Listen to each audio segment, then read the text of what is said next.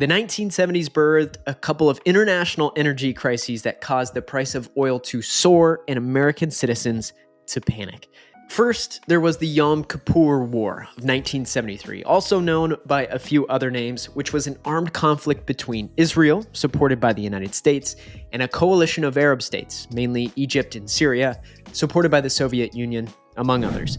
Saudi Arabia, the leader of the Organization of Arab Petroleum Exporting Countries, announced an embargo ceasing all imports to countries that were supporting Israel in that conflict, markedly the US. This brought the price of oil from $2.90 a barrel to $11.65 a barrel at the peak of the crisis.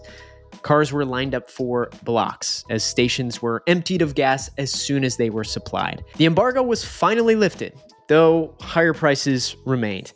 Then there was the 1979 Iranian Revolution, where a movement to overthrow the existing Iranian monarchy was successful and temporarily shut down the Iranian oil exports. This event was said to have caused more panic than true disruption to the global oil supply, as other members of OPEC offset the decline. Prices of oil, however, continued to rise, and once again, Americans lined up at gas pumps just like they did in the wake of 1973's events.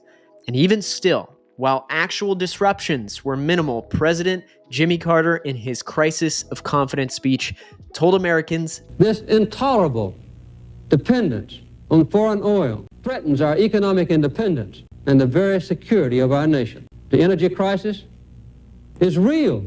It is worldwide. It is a clear and present danger to our nation."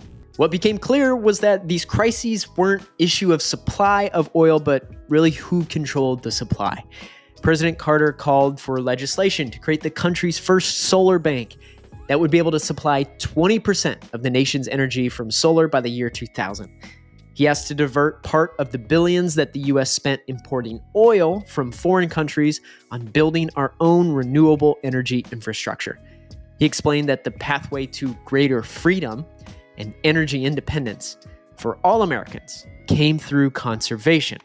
Obviously, Carter's pleas weren't heeded. Much of that same conversation is happening today, and 20 plus years after his desired goal, we're still only producing about 3% of the country's energy from solar.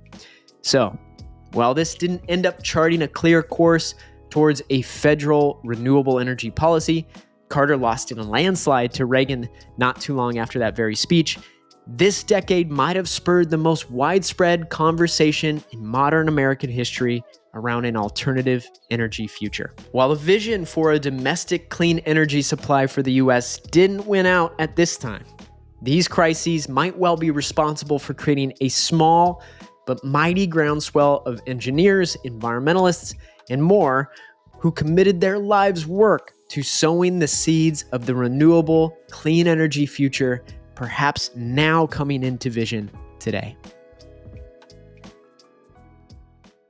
Hey y'all, I hope you enjoyed this brief Learn Ensemble video. If you did and you're interested in living and working more sustainably but don't know where to get started, consider signing up for my free 7-day email series, 7 days to living and working more sustainably. You can do so by going to growensemble.com/7. All right, y'all, until next time.